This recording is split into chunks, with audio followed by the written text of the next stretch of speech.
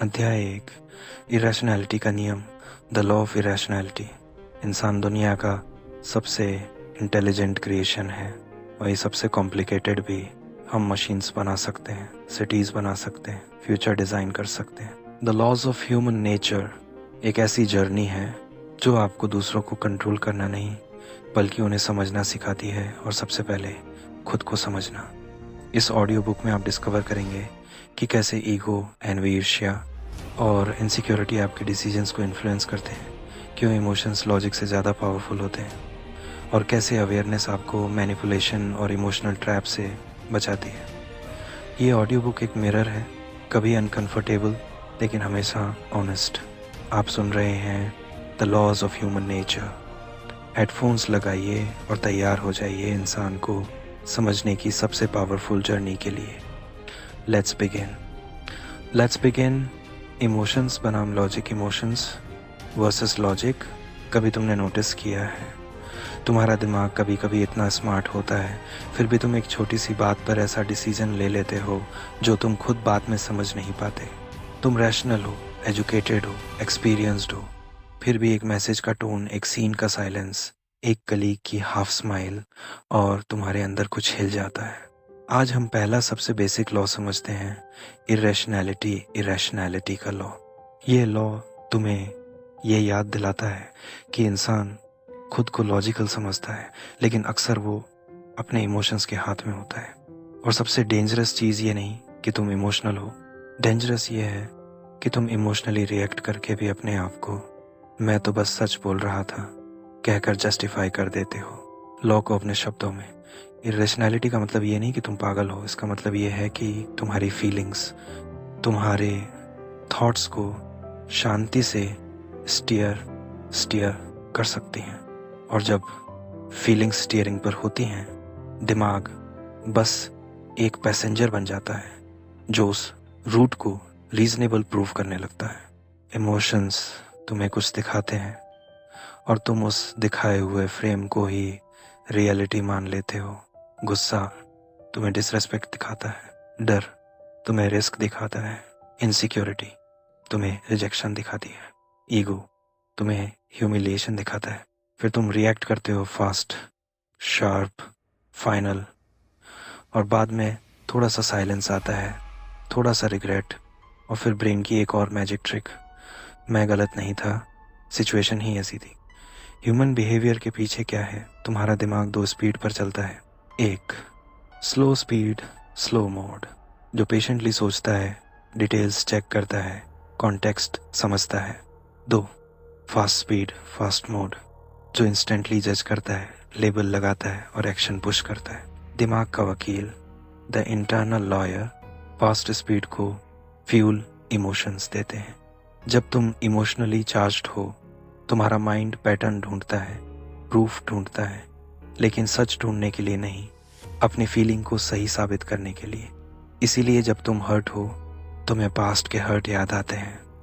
जब तुम जेलस हो, तुम्हें उनकी सक्सेस सस्पिशियस, संदिग्ध लगती है। जब तुम इनसिक्योर हो, तुम्हें नॉर्मल साइलेंस भी थ्रेट लगता है। तुम्हारा ब्रेन एक इंटरनल लॉयर बन जाता है, जज नहीं, लॉयर।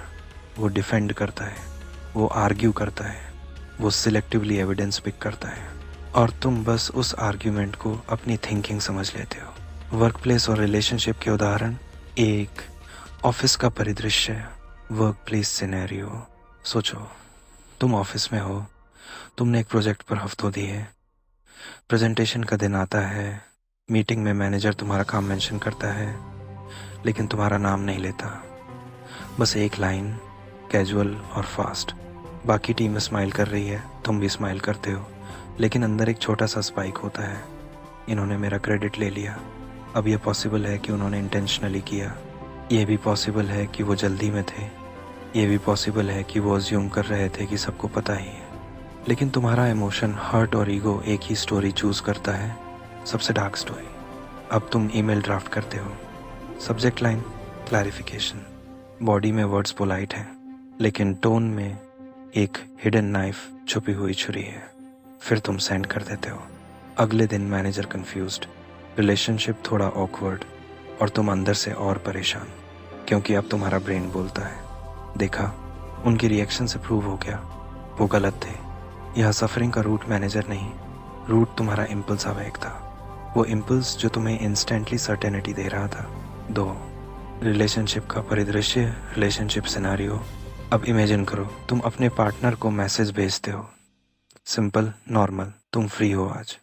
2 घंटे तक न सीन न रिप्लाई, तुम्हारा मूड चेंज। पहला थॉट, बिजी होंगे। फिर इमोशन आता है, अनसर्टेनिटी।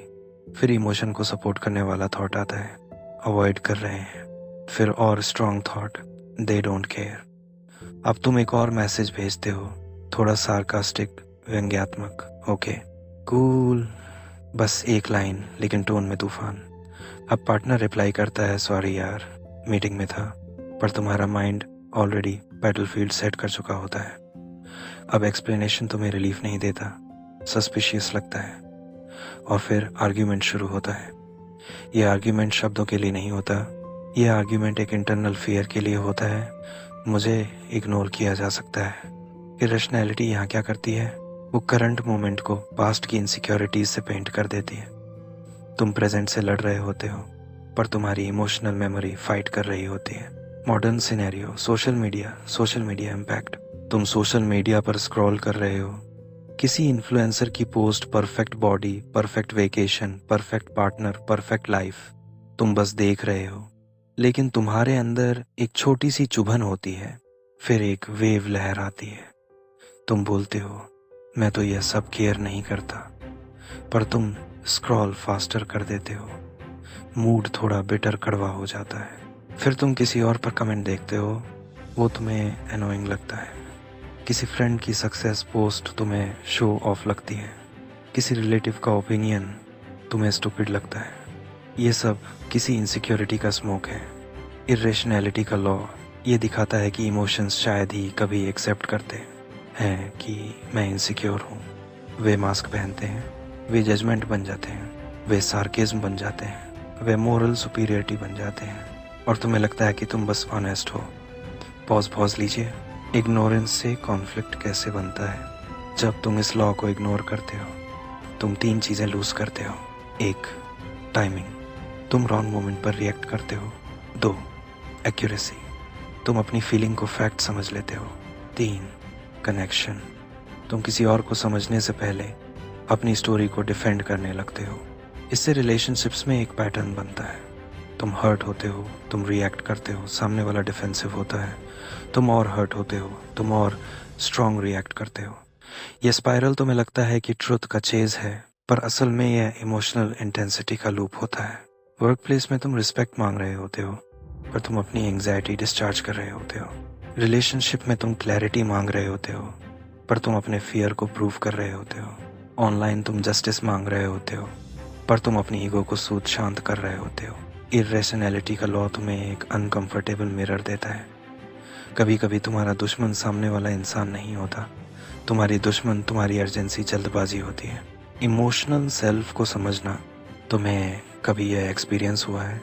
तुम गुस्से में कुछ बोल देते हो, फिर 10 मिनट बाद तुम सोचते हो, मैंने ऐसा क्यों बोला? वो 10 मिनट बाद वाला इंसान भी तुम ही हो, बस उस वक्त तुम्हारा नर्वस सिस्टम काम कम हो चुका होता है। ऑक्सीजन थोड़ी नॉर्मल, हार्ट रेट थोड़ा स्टेबल, ब्रेन का स्लो मोड वापस ऑन हो जाता है। इसलिए ये लॉ तुम्हें ये इंसाइट देता है कि तुम एक सिंगल पर्सन नहीं हो, तुम एक शिफ्टिंग वेदर, बदलता हुआ मौसम हो। कभी तुम सनी धूपा, कभी तुम स्टॉर्म तूफान, कभी तुम फॉग धुंध। और जब फॉग होता है तुम ड्राइविंग स्लो करते हो, लेकिन लाइफ में जब फॉग यानी इमोशन होता है तुम अक्सर स्पीड बढ़ा देते हो। तुम बोलते हो, अभी डिसाइड करना है, अभी रिप्लाई करना है, अभी प्रूव करना है। और यही रेशनैलिटी का सिग्नेचर है, अर्जेंसी। एक relatable mini story, a short story.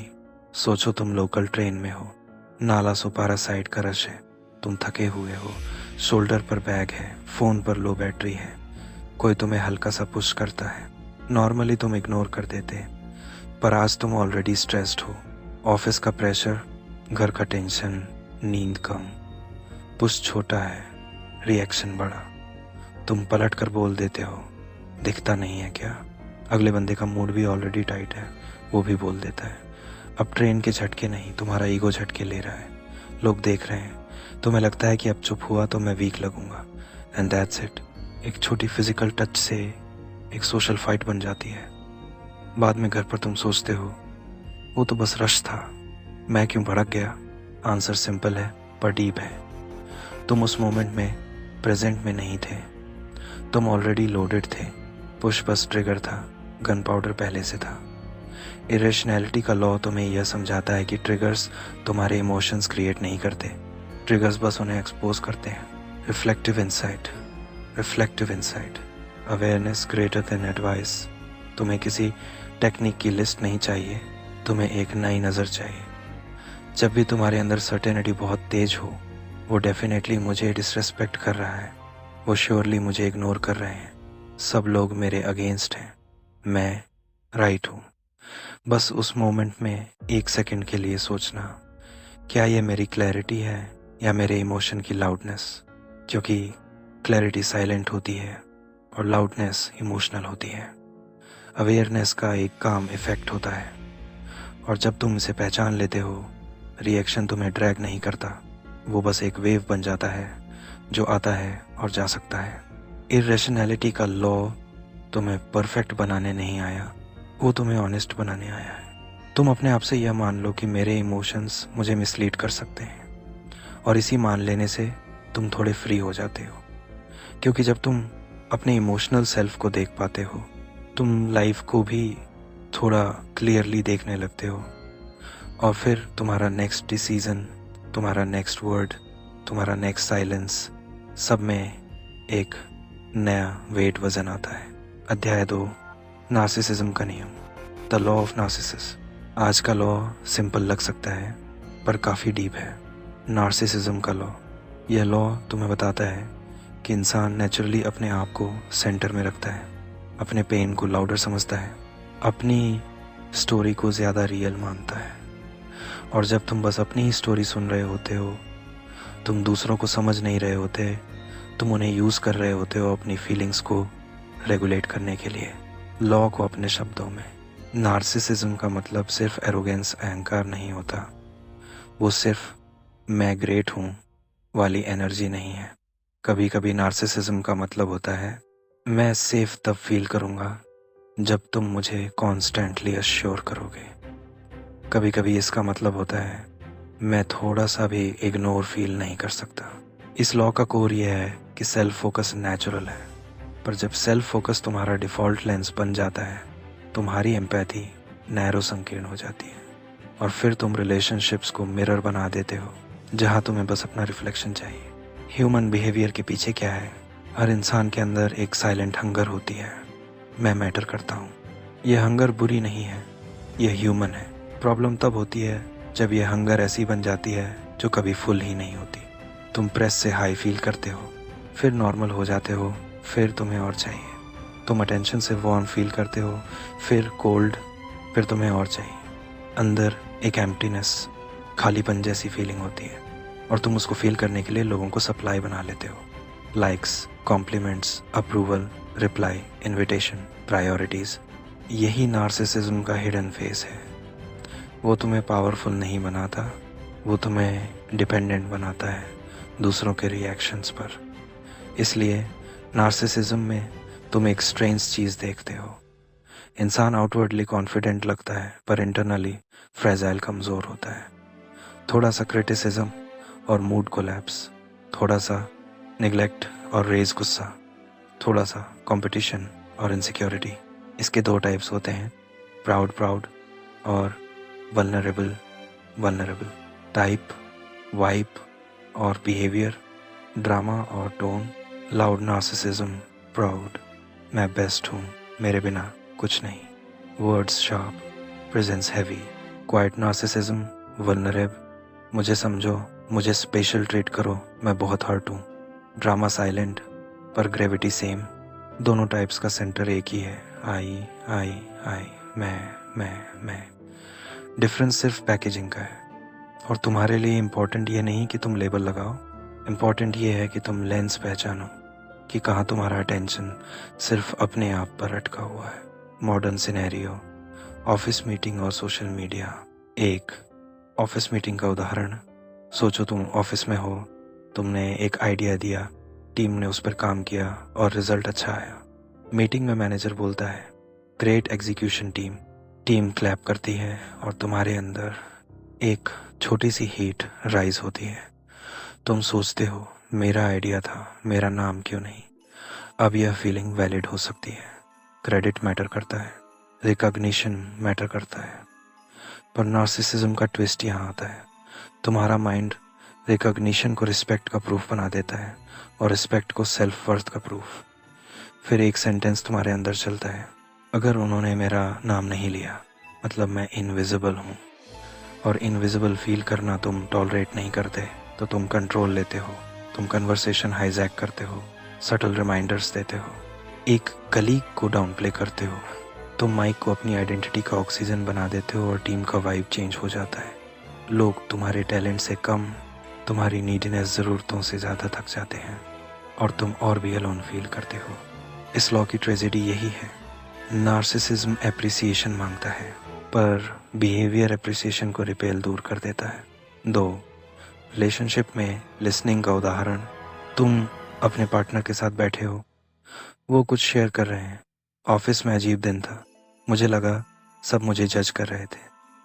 तुम हाँ बोलते हो पर तुम्हारा दिमाग अपनी स्टोरी पर चला जाता है। तुम इंटरप्ट करते हो, मेरे साथ भी सेम होता है और मेरे केस में तो। और फिर तुम 10 मिनट अपने एक्सपीरियंस पर चले जाते हो। पार्टनर चुप हो जाता है। तुम सोचते हो, मैं तो रिलेट कर रहा था, पर उनके अंदर एक थॉट होता है, मुझे सुना नहीं जा रहा। नार्सिसिज्म यहाँ लाउड नहीं था, वो सॉफ्ट था, सटल था। तुम उनके पेन को एंट्री पॉइंट बना के अपनी स्टेज पर आ गए।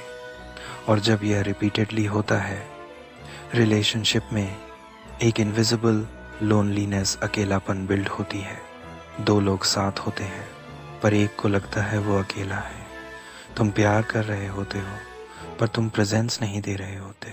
3 सोशल मीडिया वैलिडेशन लूप। रात को तुम एक फ़ोटो पोस्ट करते हो, कैप्शन सिंपल, पहले 5 मिनट तुम फ़ोन चेक करते हो, 10 मिनट फिर चेक करते हो, 20 मिनट फिर चेक करते हो। लाइक आता है तो रिलीफ, लाइक नहीं आता तुम बोलते हो, मैं तो बस फ़न के लिए पोस्ट करता हूँ। लेकिन तुम्हारी बॉडी प्रूव कर देती है कि फ़न के साथ हंगर भी है। फिर तुम किसी और की पोस्ट देखते हो, उनके लाइक्स ज़्यादा हैं और तुम्हारा दिमाग एक टॉक्सिक मैथ बनाता है। अब तुम कंपेयर करते हो, फिर तुम जज करते हो, फिर तुम डिटैच हो जाते हो, फिर तुम या तो ओवर पोस्ट करते हो या बिटर हो जाते हो। ये नार्सिसिज्म का मॉडर्न फॉर्म है, सेल्फ वर्थ का रिमोट कंट्रोल पब्लिक के हाथ में। और जब रिमोट कंट्रोल तुम्हारे हाथ में नहीं होता, तुम्हारा मूड तुम्हारे कंट्रोल में नहीं होता। नार्सिसिज्म और कॉन्फ्लिक्ट। Narcissism, conflict. जब नार्सिसिज्म एक्टिव होता है, तुम 3 चीज़ें मिस करते हो। 1 कॉन्टेक्स्ट, तुम सिर्फ अपनी इंटरप्रिटेशन, व्याख्या को ट्रुथ मान लेते हो। 2 अदर पर्सन्स इनर वर्ल्ड, तुम समझते हो वो तुम्हारे अगेंस्ट कुछ कर रहे हैं जबकि वो अपनी लाइफ के वेट से डील कर रहे होते हैं। 3 लॉन्ग टर्म इम्पैक्ट, तुम शॉर्ट टर्म कंफर्ट चूज करते हो, अटेंशन, कंट्रोल, विक्ट्री, पर लॉन्ग टर्म ट्रस्ट लूज कर देते हो। और फिर तुम बोलते हो, लोग मेरे साथ जेन्युइन नहीं होते। कभी कभी वो जेन्युइन इसलिए नहीं होते क्योंकि तुम उन्हें स्पेस ही नहीं देते जेन्युइन होने का। तुम उन्हें रोल असाइन कर देते हो कि तुम मुझे रियश्योर करो, तुम मुझे प्रेज करो, तुम मुझे चूज़ करो। और जब वो रोल परफेक्ट परफॉर्म नहीं करते, तुम डिसअपॉइंट हो जाते हो, फिर तुम कोल्ड हो जाते हो, फिर तुम पनिश करते हो।